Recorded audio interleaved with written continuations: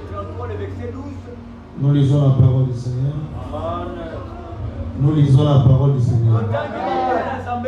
Moïse dit à l'Éternel, voici, tu me dis, fais-moi entrer ce peuple, et tu ne me fais pas connaître qui tu enverras avec moi.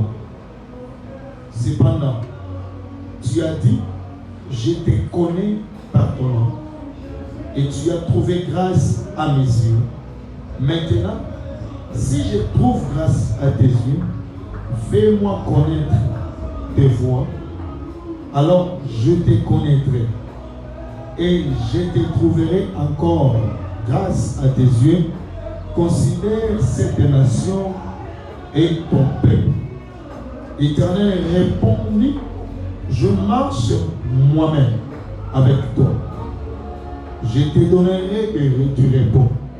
Moïse lui dit, si tu ne marches pas toi-même avec nous, nous ne faisons pas partie d'ici.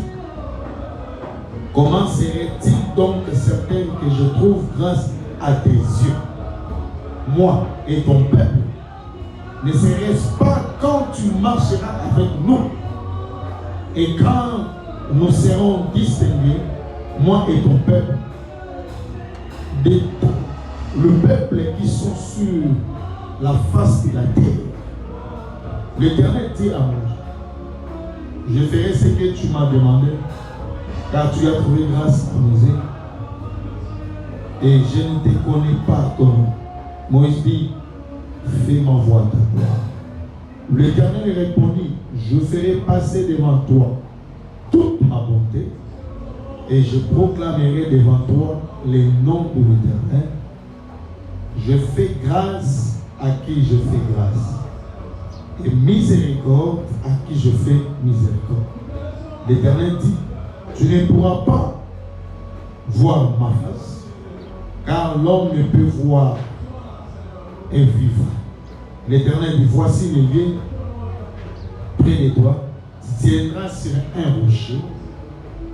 Quand ma gloire passera, je te mettrai dans un creux du rocher, et je te couvrirai de ma main jusqu'à ce que je passe. Verset 23.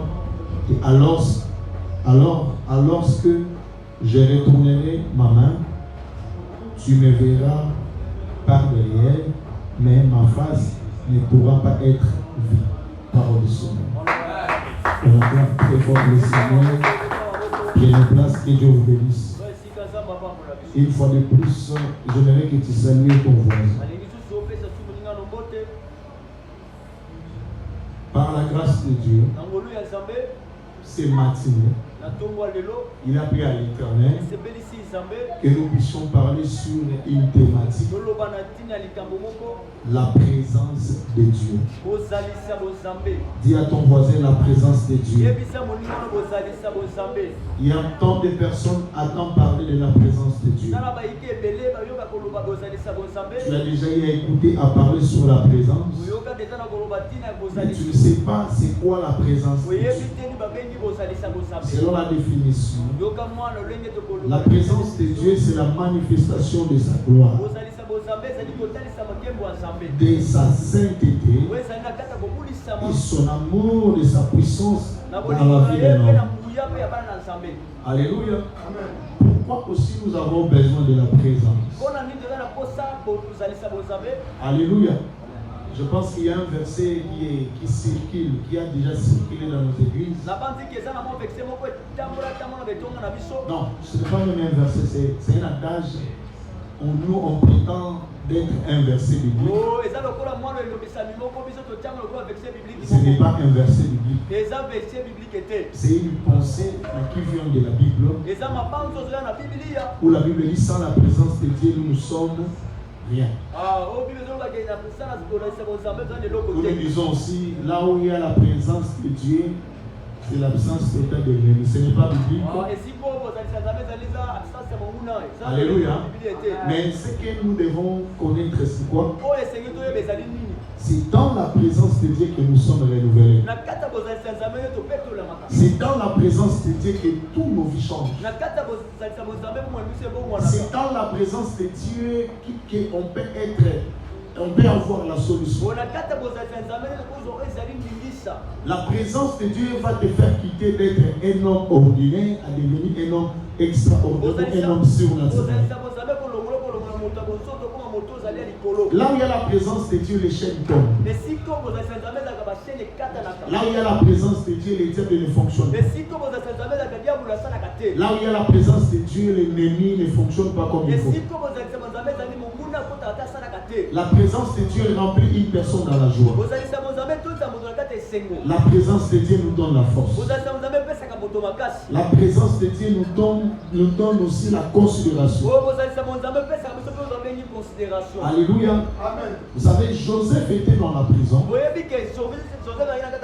Mais il était seul.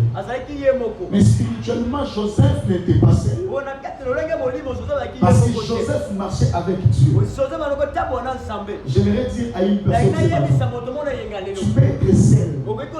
Mais quand tu es accompagné avec la présence de Dieu, sache très bien que tu es accompagné avec Dieu. La présence de Dieu, c'est Dieu lui-même dans nos vies. Nous devons aimer ou désirer la présence de Dieu. Parce que sans la présence de Elohim, c'est impossible d'avancer. C'est impossible d'immerger dans ta vie. Tu peux travailler, mais sans la présence de Dieu, ça sera un très grand problème dans ta vie. Parce que c'est la présence de Dieu qui attire les gens. J'ai compris même que la présence de Dieu, c'est celle-là qui tient à fond. Déjà, aime la présence de Dieu. Voilà pourquoi Moïse avait demandé à Dieu, si réellement tu marches avec moi, comme tu es en train de me dire, mais j'ai besoin que tu me fais voir ta gloire. La présence de Dieu, c'est sa manifestation. Voilà pourquoi papa Alemoloka dit, et si Kanda Maza est Banaka. Alléluia. Et si Kanda Maza, tu n'as pas besoin de dire que Dieu est ici. Mais là où Dieu est là, des hommes et des femmes qui ont besoin de Dieu, il faut comprendre que Dieu est résident ici. Voilà pourquoi un enfant de Dieu, je vais vous donner un secret aujourd'hui. Avant de demander ce que tu désires, avant de demander le mariage, avant de demander l'argent, avant de demander ce que tu penses, ce matin, change d'abord ta manière de demander à Dieu. Commence d'abord à demander que la présence de Dieu soit opérationnelle dans ta vie. Parce que la présence de Dieu attire des choses que nous désirons. Écoutez-moi, dans la présence de Dieu, les problèmes, le mot ne peut jamais arriver dans la présence de Dieu.